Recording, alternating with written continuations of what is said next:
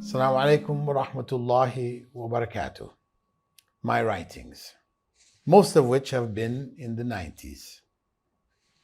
These include dream interpretation according to the Quran and the Sunnah. This book, on one hand, I did a test to see how long or how short a period of time could I take to write a book. By that time, I had written 20 odd books in the 90s.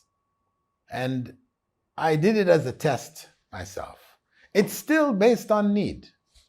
You know, a book on interpretation of dreams, people are always asking me wherever I went, you know, what does this dream mean? What does that dream mean? What does the other dream mean? And of course, I was not into dream interpretation.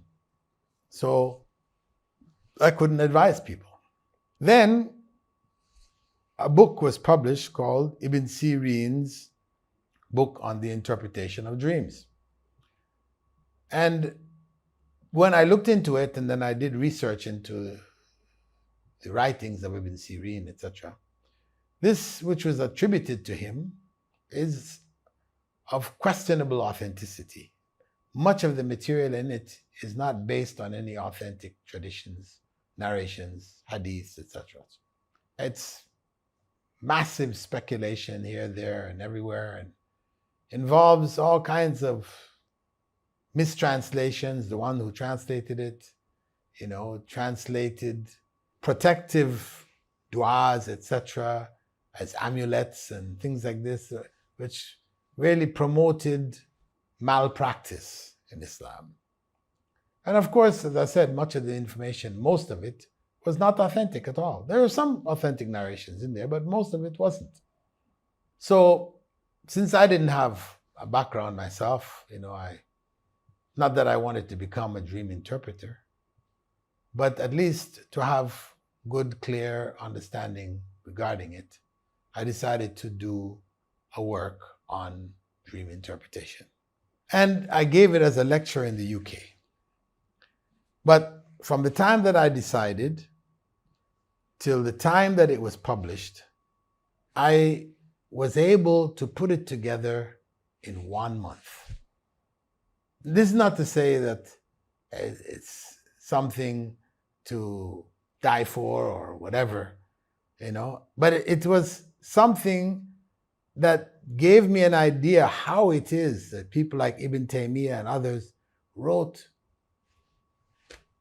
hundreds of books. How? Where did they find the time, etc.?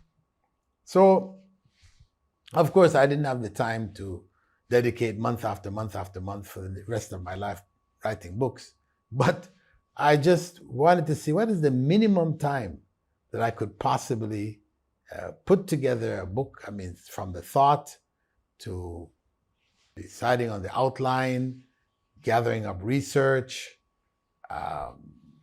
typesetting, setting it up, designing the cover, and printing the book.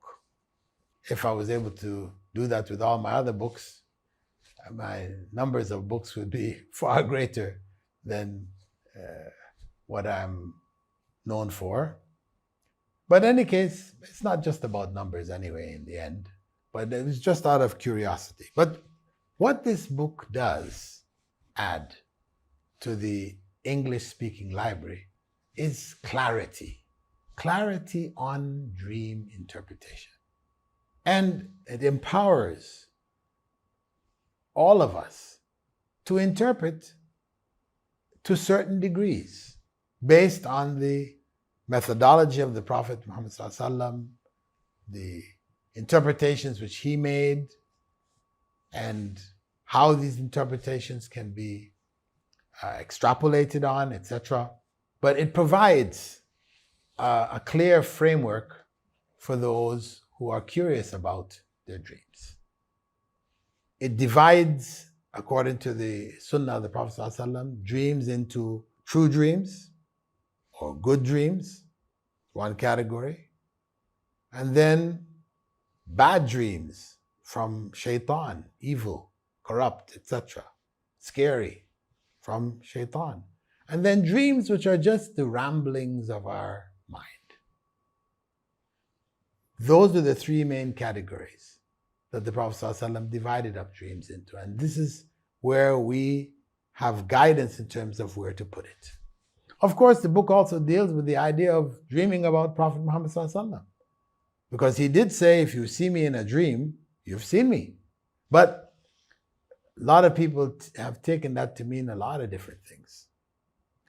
And what the Sahaba did, from my research, is that whenever people came to them saying, I saw the Prophet ﷺ in a dream and this and that, they were asking, what did he look like? And then when they gave descriptions, which in most cases was not what he looked like, they told him, you didn't see the Prophet ﷺ. You saw something which may have given you the impression that it was the Prophet Muhammad ﷺ, but no, it wasn't. And so on and so forth. But it being an area, of course, as I mentioned, my writings were based on the needs of the ummah. The ummah that I was in contact with, not the ummah, the whole ummah, because of course those needs are so great, there's no way I could meet or even scratch the surface of the great need of the ummah. But inshallah, dream interpretation according to Quran and Sunnah hopefully will be of benefit to those with issues concerning dream interpretation.